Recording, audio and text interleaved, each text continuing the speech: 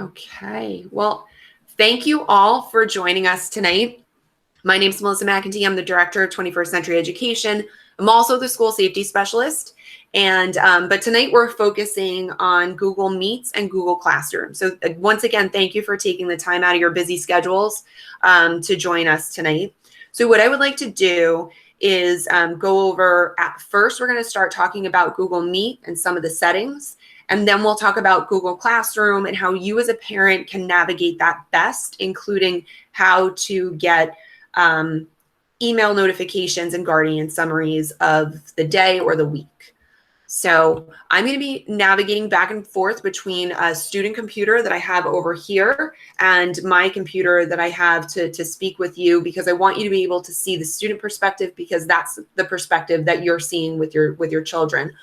Before we begin, I would just like to thank everyone for your patience and your dedication to your children. We know that this is a very unusual year, and we just really, really appreciate your support and appreciate you taking the time out of your night to be here with us. So we'll get started. And what I'm going to do is I'm going to jump over here. What I'd like to do is present my student screen. I have a sample student that I'd like to share my screen with you.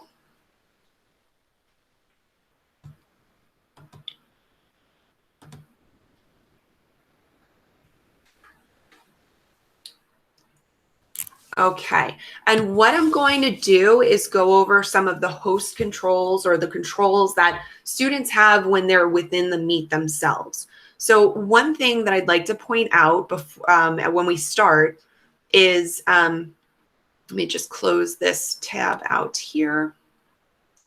Okay, over down at the bottom, the lower right-hand corner, see where my mouse is down here? Whenever you take that cursor, bring it down to the bottom of the screen, that's when those controls will show up. So you're going to bring it down to here, and that's when you see that white band down at the bottom that has the 3 icons. So here we have mute.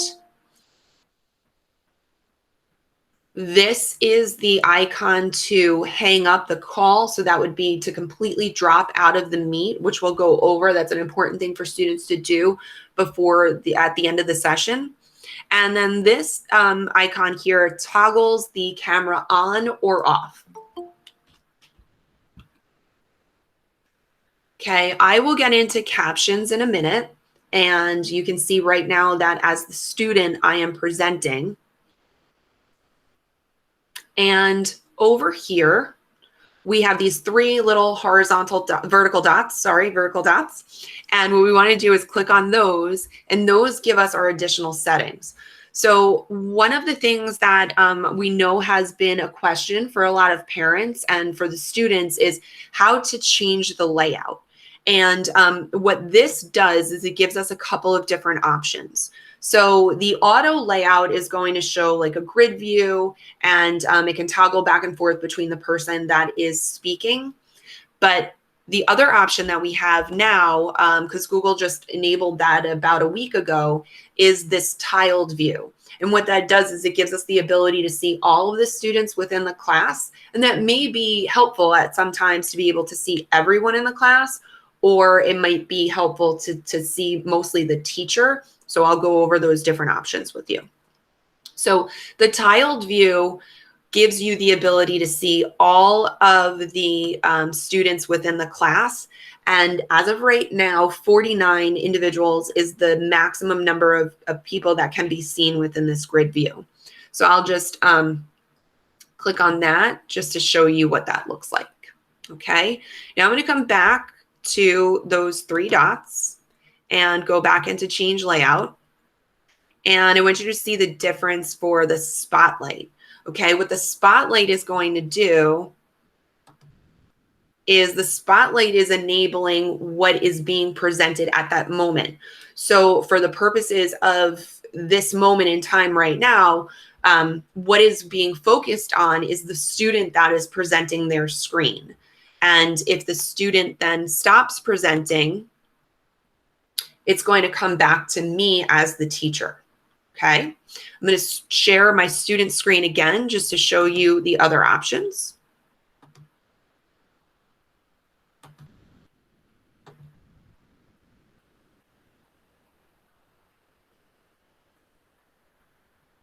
Okay, and once again, I want to toggle down to the bottom so that little window pops up with our meeting options. And I'm going to choose this again, go to change layout. And this is a nice layout that is a great default for students, because instead of being distracted by all of the other students that are in the class, it does show their tiles, but it also focuses the majority of the screen on what is being presented, whether that's the student or the teacher presenting at that time. So that's a nice view, but students can toggle in between any of those depending on what the teacher is asking them to do. So just be mindful of that. And it's something that if your students are definitely are completely virtual, you want to go over that with them so that they know that if they're not seeing the best view at that moment, or if they're distracted by seeing all of the tiles of all the students, that they can choose one of these other options. Another thing that I want to show you right now is there is an opportunity for full screen, and that's going to show just the entire screen of what's being presented at the moment. And then I'm going to bring you down here because I'm going to go over the settings, because I'll go over closed captioning in a moment. Okay, so this is a place where if you're troubleshooting, if you're having some type of difficulty with your student accessing either the audio or the video, this is a good place to check. So once again, it's in those vertical dots, and we're going right into settings. And this is going to tell you how your student is connected through audio or video. Now, most of the time for the Chromebooks and also for the iPad, it should automatically default to the internal microphone for the Chromebook, as well as the internal speakers for the Chromebook, as well as the video itself. But if your child is ever using a headset or wireless earbuds, that may change, and you might not just need to go in here and make sure that they're connected properly. So there's just a couple of things that you could do, is to just click on the drop down menu, and that will show you which microphone is enabled at that moment, as well as the speaker. Okay, and there's this little test function too that you can click on, and that will give you a little ringtone just to test your audio to make sure that it's working. And if you can hear it, whether it be through the earbuds or the headset or the device itself, then you are good to go. Same thing with the video. It should be that the front camera for the Chromebook as well as for the iPad, because that's going to show the student and not the other end. So it's similar to if you were holding your phone and wanted to reverse it to show you wanted to show your face or to show outward. It's that that change of the camera. Okay, the other ones, the resolutions, don't have to worry about. So we're just going to skip over those completely. And you'll notice that in the demonstration that I'm doing over here for the student, my camera happens to be off. So what that means is that the other students and the teacher in the class can't see me. What they're seeing is just the icon, which is right up here. This is me right now. Okay, that S student, because we're using a sample student. All right, now another thing that may be helpful for students, depending on their age level, their reading level, and also any auditory issues that they may have or needs that they may have, what you might want to do is turn on the captions. And what that does is it starts listening to whatever audio is coming through, and it tries to translate and give a description of everything that is being said. It's pretty accurate, but for some students, this may be overwhelming. For other students, it may be really, really helpful. So you know your children best, and now you know that those are options as well. So I'm going to close that out for right now. And another thing that I would like to share with you here is that in the upper corner, there's a little person icon, and those are the individuals that are within the Meet as well. And by clicking on that, you can also get to the chat area. Now, teachers have the ability to turn the chat on or turn the chat off, depending on what is most helpful for that lesson at that time. So just know that if the chat isn't available, it might be because the teacher turned that off. But students can always go in here while it's on and type a message to the student or to the teacher or to one another. So that is the chat feature, as well as the features for the settings and options within the Google Meet itself. What I'm going to do right now is I'm going to stop presenting this. Okay, and I'm going to come back over here and talk to you a little bit about Google Classroom. So Google Classroom is something that we use throughout the district.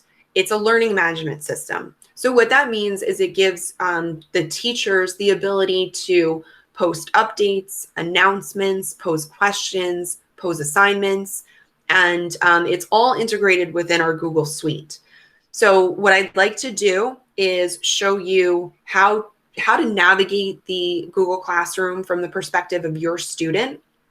And then also we're going to talk about how to turn in assignments and how you can find their assessments or their assignments within Google Calendar as well. So I'm going to jump back over here and I'm going to share my screen again as a student.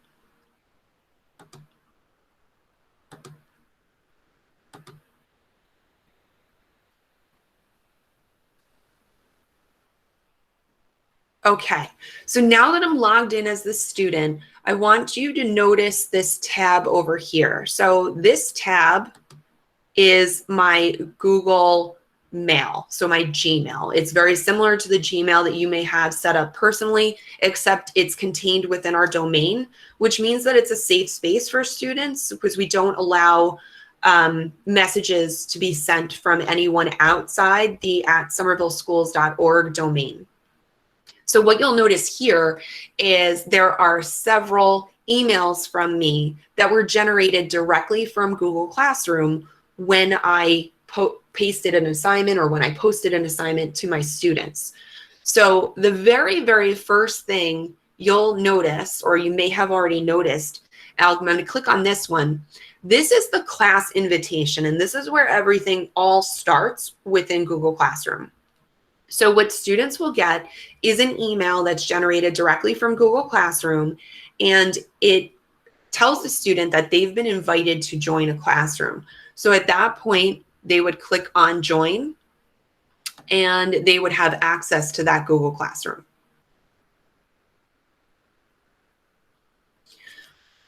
So what we're seeing right now, and I'm going to make this just a little bit bigger for us to see. There we go. That looks pretty good. Okay, what we're noticing right now is that I have my class title and the time that it meets.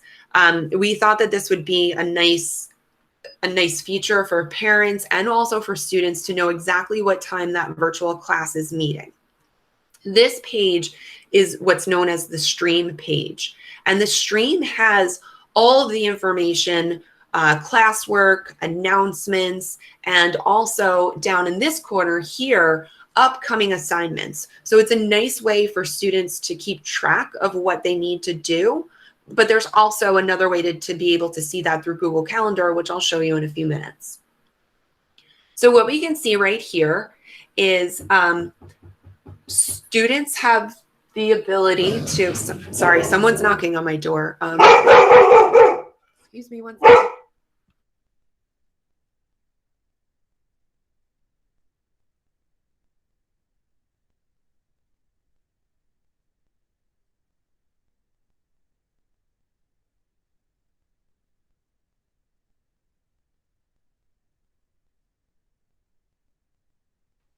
Okay, I'm sure that's probably familiar to you guys too.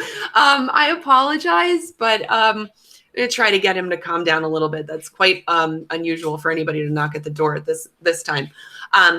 But where was I? So we're gonna go back to the stream. So the stream is going to show any assignments as well as posting. So what you can see right here, earlier this afternoon, I had posted an assignment, which is a science exit ticket for the students. And I'll go into that from the student side in a moment.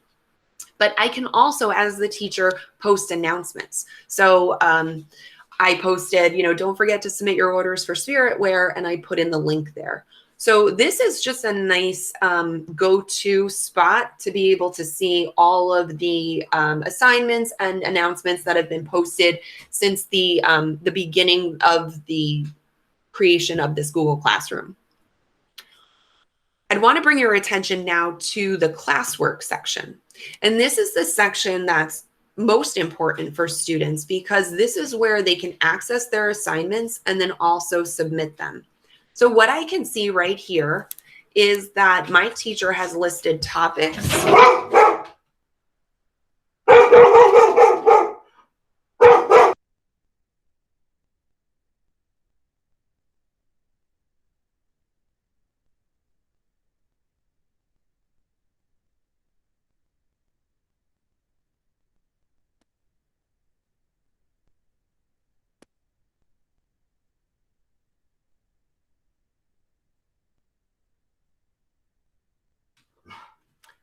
Again, I apologize. Let's try this again.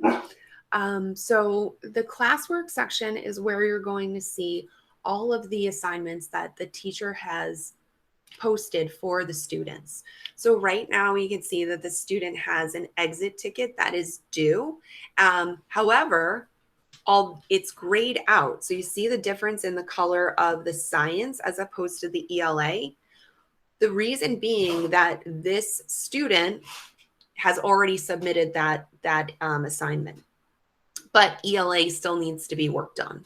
So let's go into that ELA writing prompt and let's show you how the student can turn that in for the teacher. So what the student would do is click on the writing prompt, and when it drops down, the student will see within here the Google Doc that the teacher has shared out. So teachers can either share out a single document or a single file that students will all contribute on, or students will get their own separate copy. They will get their own separate copy, and that's what happened here. So the teacher sent out this writing prompt, and the teacher sent out the writing prompt, and now what we want to the student needs to do is click on this. Now, what you'll see is it opens up in Google Docs because the writing prompt was submitted in Google Docs to the student. You can see that I, as the student, have already started to complete that writing prompt. And while it's loading, we're going to notice something that happens right here. So once the student is finished with that document, okay, the Google Doc that was shared out, they simply have to click turn in when they're done. And once they turn that in, the teacher will see that that has been submitted. It always gives the students an extra chance to make sure that they didn't accidentally click on to turn it in when they didn't actually mean to. So for this, in this case, the student is ready to turn it in. So we're going to click on turn in. And what I'd like to focus your attention on now is that this writing prompt has been turned in, but the student still has the ability to unsubmit it. And if it's unsubmitted, then the student can go back in and continue working on it. Okay, so students can either submit by turning it in within the Google Doc itself or within the Google Slides or any of the other assignments that teachers have submitted through those Google platforms, or while they're in the Google Classroom themselves right now, like I am, they can select turn in from right here. So the important thing is that even though students are working on assignments, they have to make sure that they turn it in so that the teacher knows that it's done. And that even though it's been turned in, students always have the option to be able to unsubmit it and then resubmit it with any modifications that they need to make. So now that Bernie is being quiet, let's hope he stays that way. Let's go back to clicking on the class itself and looking at some of the other assignments. So here we can see within the stream that everything looks the same because these are the individual posts that the teacher has given out to the students. But then if we click on classwork again, now we'll notice that not only is the science grayed out, but so is the ELA because those have been submitted. And then we can also see that there's a math lesson here that needs to be done. So just because in this example, it's gray or blue, gray is not submitted, gray is submitted and the blue is not submitted. It depends on the overall color scheme of the Google Classroom. So it could be green, but just know that gray means that it's done. And then any other color, any other bold color means that it has not been completed yet. Okay, the other thing that I want to point out to you here, we're not going to go over this Google Meet from here. I'm going to show you that on the stream side. But here is very important too, because this is the student's Google Calendar. So one of the things that I love the most about Google Classroom for students, as well as for teachers and parents, is that it automatically links to their Google Drive and also their Google Calendar. This is a great tool for students of any age to start understanding time management and also when assignments are due by looking at the calendar.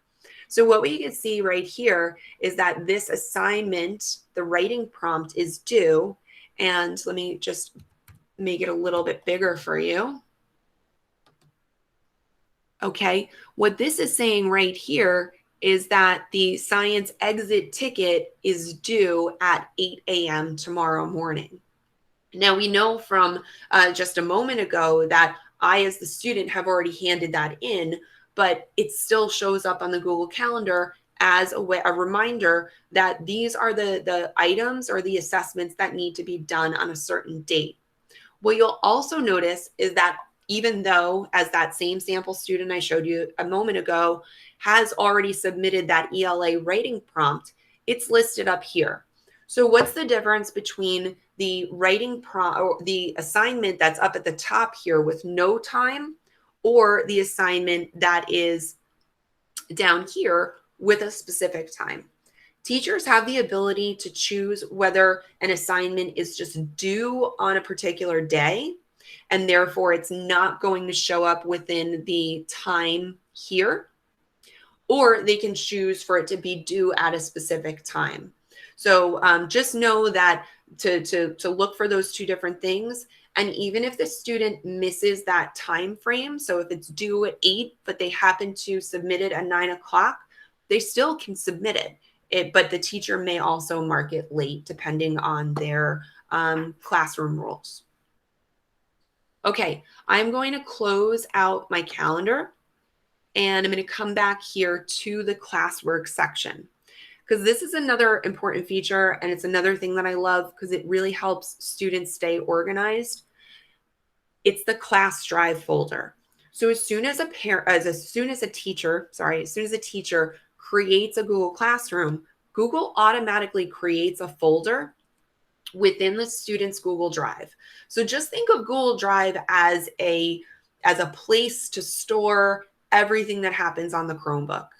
And what we're seeing right here is that I have a file called Classroom, and this was automatically generated when my teacher created that Google Classroom. And inside that Classroom folder, I'll see any of the classes that I've joined throughout this school year. So it keeps everything in that parent classroom folder, and then it lists out each of my classes or each period, each subject, if you will. It lists that out for the students. So all they need to do is navigate through that folder, and they will be able to see every assignment within that folder for that particular period. So they can either do that by going directly to their Google Drive, which is the tab that I'm in right now, or they can access that by going to the Classwork section of the Google Meet and choosing the Class Drive folder, and that will bring them right there. So when we think about students learning in this digital environment, which is, it's definitely something for everyone to get used to. One of the benefits of this environment is that everything is contained within Google Drive for our students, and all of their assignments are contained within Google Classroom. And that makes it really easy for organization. I remember when I was a young teacher, and I was trying to get students to have, a yellow folder for this and a blue folder for math. And, there were papers and desks all over the place. Now we're trying to teach students to go to that next level of digital learning where their organization skills are going to be built through these platforms, and especially the Google platform. So let me go back here and show you from the stream directly this link right here. You may have already known about this link with your students or with your children going to meet their teachers. This is the link that we want everybody to start from. This link makes sure that it is a safe environment so that only students that have access to that Meet and have an account with the Somerville School District have access to get into that Meet at that time. So we've instructed our teachers to always use this at their starting place. And I would suggest that for parents, we train our students to go to this Google Classroom and then choose the Meet link in order to access the Meet itself. This may be turned off at certain points because teachers have the ability to toggle it off. So let's say, for example, we're about to embark on winter break. The teacher may go in and disable the Meet link just for that time period and then turn it back on. So if you see that this is not visible, it's because the teacher has just turned it off temporarily and will turn it back on again right before the next Google Meet is scheduled. Okay, now I'm going to go over here as well and just show you that students can also see who is in the class. So it's going to show their classmates as well as their teachers. So here for this example, I have myself, but I also have a coworker who is the co-teacher of this class. What's nice about this feature is that directly from here, students can choose to email their teachers. So instead of our youngest students or even our older students trying to remember the exact spelling of a teacher's name, it's nice and quick that they can just click on that mail icon, and it opens up in a new tab a brand new email that's already directed specifically to that teacher. Then all the student has to do is compose their subject and submit their email to their teacher. Okay, and they just click send and off it's on its way. So that's a quick and easy way for not only you, but also for your student to be able to email the teachers within the Google Classroom. One of the other things that I'd like to point out here before we get into the parent notifications and then some Q&A in case you have some questions that you want to ask. Before, when I was talking to you about those 3 vertical dots within the Google Meet that are essential to get to other areas like settings within the Google Meet itself, whenever you see this icon, which is 9 dots that makes up a square, those are the Google apps.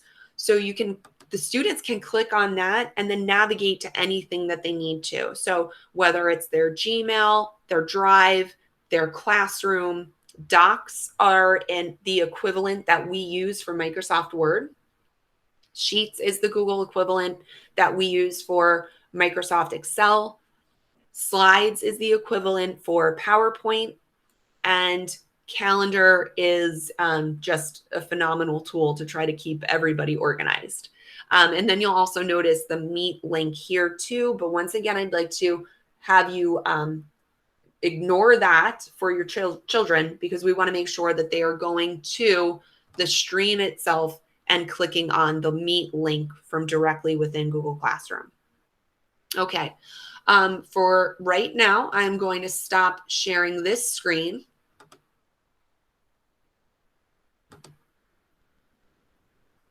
Okay, and I am going to just move over here. And now I'd like to show you how to ensure that you get parent or guardian updates through Google Classroom. So I am going to share my screen with you.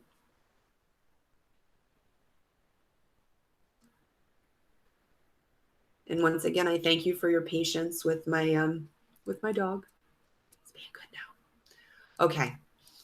So now that I'm sharing my screen with you, I just want to pop over to my email. So I assigned myself as a parent to a sample student that we have.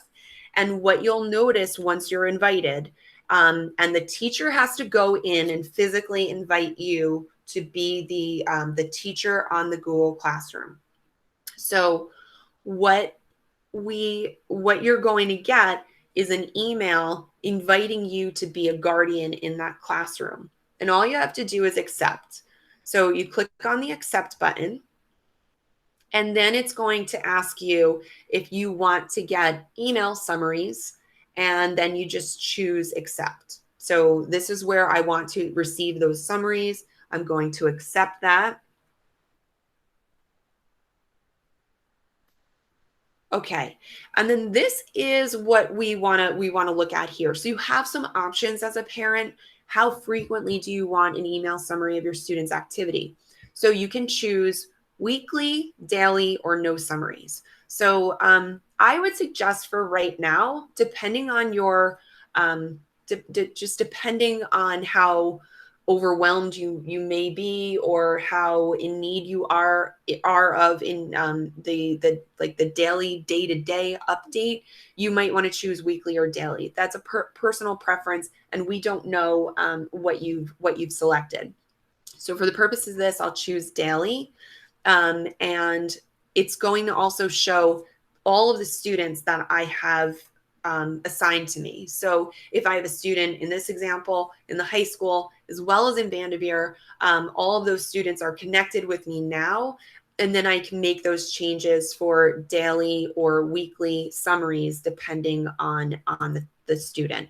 And then this is going to default here to send daily summaries each afternoon if you've chosen, or weekly summaries are sent on Friday afternoons.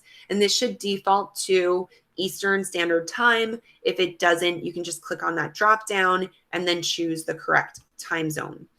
This might be really helpful for parents that happen to be traveling and want updates at a different time. You can always go in and adjust this.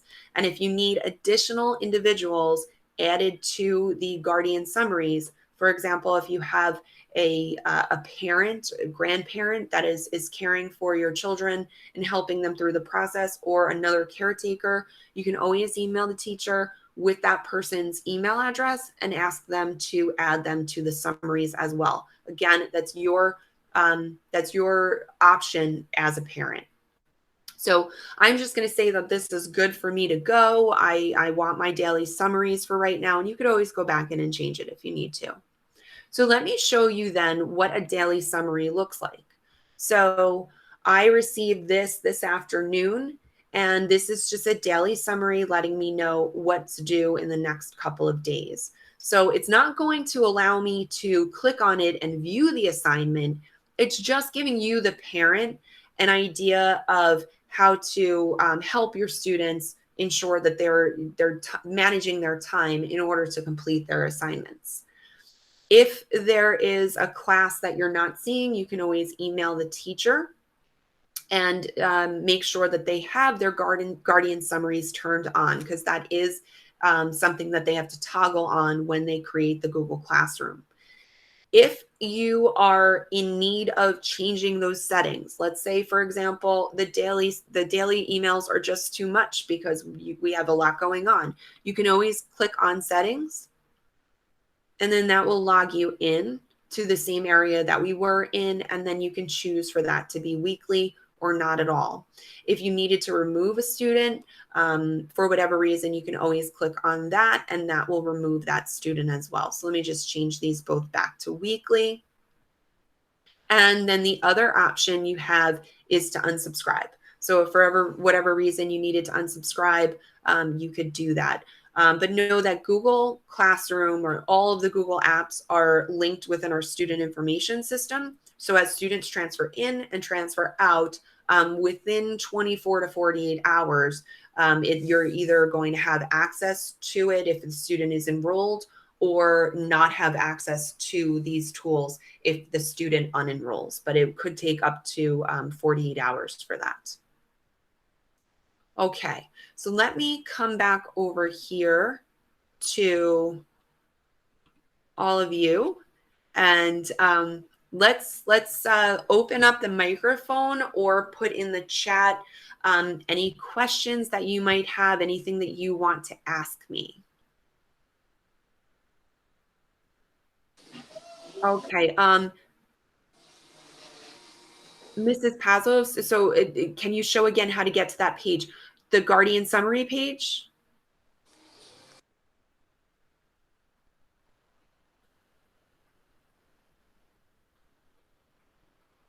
Well, let me just present now, and I'm just going to review based on the time frame. Okay, great. Let's just go back and review that. So and thank you for asking that question.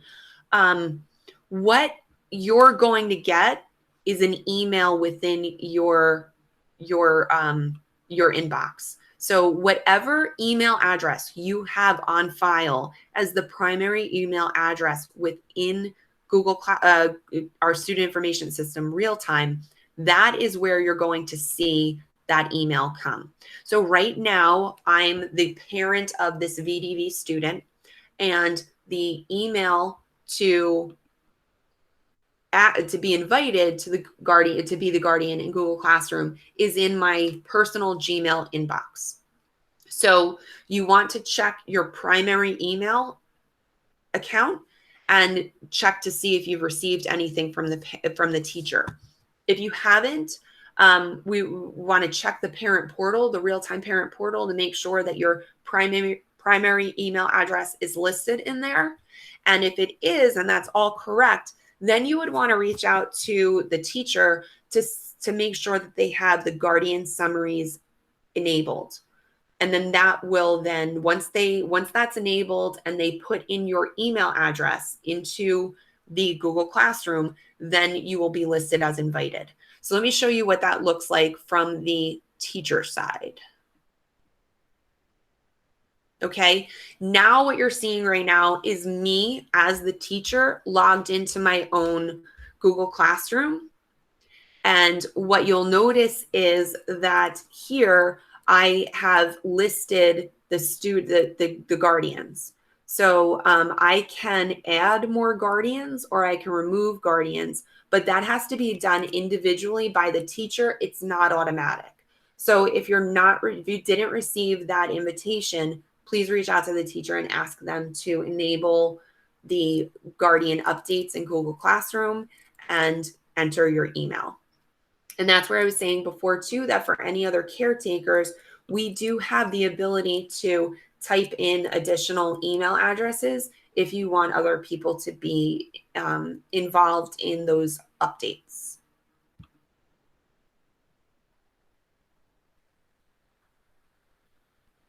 Okay, so yeah, once again, you just want to make sure that the teacher has that listed as enabled, and then just double check with them. And we'll send out another notification to the teachers just to remind them. It's been an overwhelming school year, so they may have forgotten a class or two. So we'll just put that out there to make sure that they remember to add the Guardian updates. Okay, yeah, so that is asking because you get the report weekly, but not all the teachers are listed. So they may not have that enabled. So once again, we'll send out that reminder to teachers, and you also feel free to reach out to the teachers individually to get support with that. This is what Kristen Crane, William's mom. I don't know if I joined about 5 minutes late, so I apologize, but I am on an iPad. And I've noticed, it's not the first time I'm noticing, that my buttons and settings and things do not look the same as what you were showing. Were you showing on a Chromebook? So yes, and thank you so much for reminding me, because I got a little distracted and when my dog started barking and I forgot to go over that. So thank you. So yes, we had ordered, so we have iPads for our kindergarten students, and we had ordered Chromebooks in May for students in various grade levels to refresh what we already had out there, because they were bought several years ago. We just got some of that order in the other day. So in order to make sure that everybody was prepared for the school year, we had to distribute the iPads to our kindergarten students. Unfortunately, because the iPad is not native to the Google environment, there's very limited options. So the options within the iPad side are to pin the teacher to the screen, which you could see right here. If I'm going to, let me close this out and open this up. And what I can do is if I hover over the teacher itself, there's this little like thumbtack. Yeah. I can pin that to the screen. I know it's not ideal. We're trying to work out, now that we've gotten some of the Chromebooks in, once we exchange with students in different grade levels, mainly 6 and 9, and the students in Vanderveer, then we'll revisit, excuse me, if we're going to, pull back the iPads, and then if we can provide students in kindergarten with touchscreen Chromebooks. The one, I wish that the timing had worked out differently, because I do worry about students transitioning from one device to another. But until Google comes out with some better updates for the iPad itself, that we're very limited in what can be shown. So I would suggest in that case, have the student pin the teacher themselves within the Google Meet. Okay. All right. Thank you. Thank you for asking and reminding me. So I know we're running short on time, but I do want to take any other questions that you may have. If you want to drop it in the chat, or just unmute yourself. Okay, so if you think of something within the next minute or so, please let me know. But the one thing that I'd like to go over before we end is the importance for each student to exit the Meet themselves. So let me close this out here. And right down here at the bottom, again, this is where we're going to, let me see here. This is where there's a little, there's 3 buttons at the bottom when you pull down and you see that menu. And the one is to mute. The one in the middle is to hang up the call. And then the one on the right side is to toggle the video on and off. So what you want to do is make sure that students leave the call once the class is over. And teachers have been instructed to, if students aren't able to hang up or they forget, to make sure that they go in and remove those students. One other tip that's going to be really helpful, especially if we find that there's lagging or some delays in the Google Meet itself, is to make sure that extra tabs are not open. And it's a good idea to go in and try to close out all the tabs at the end of the day and shut down the device completely. That will help try to make sure that the computer is functioning the best it can. Let me see. We have a couple of the portal isn't letting me change my email. Okay. If you can please send me an email, I'll put my email in the chat right now.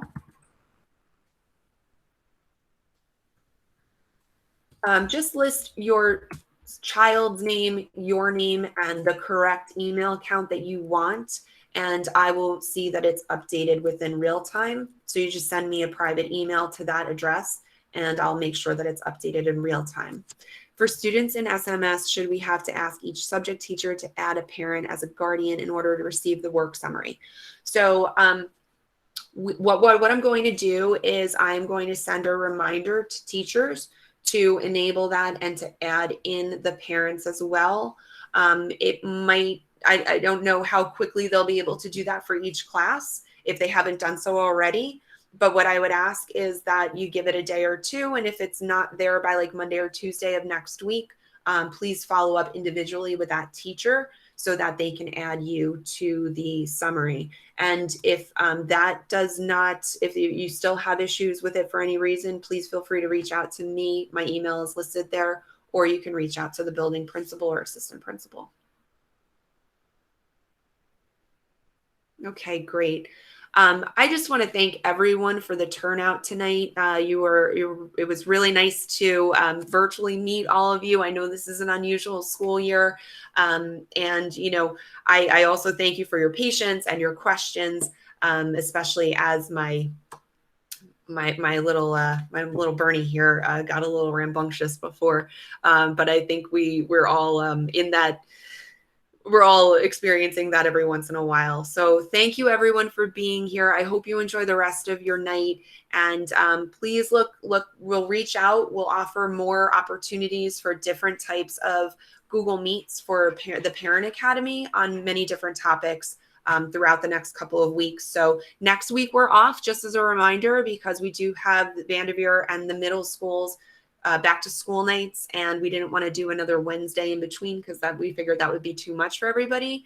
But as far as the following week, I will be doing we'll be doing Securely, which will show parents how to create controls on the student Chromebooks while you're at home, so you can turn off or turn on some options that they may have access to. For example, if you don't want the access to YouTube while your child's at home, you need to shut that off. You can do that. You can also see summaries of everything that your child has been doing online. So that's one, not next week, but the following week. And then we're going to do another one just like this, but it will be in English and also in Spanish. So please let your friends know if they want to check those out. And then the week after that, there are two special options for real time where Chris Mulligan, it will go over the parent portal and things that might help you as a parent navigate our student information system. And then we'll launch another calendar with other ideas and for meetings. And if you do have any suggestions, please let us know. We're happy to accommodate that. Once again, thank you everyone, and I hope you have a great night.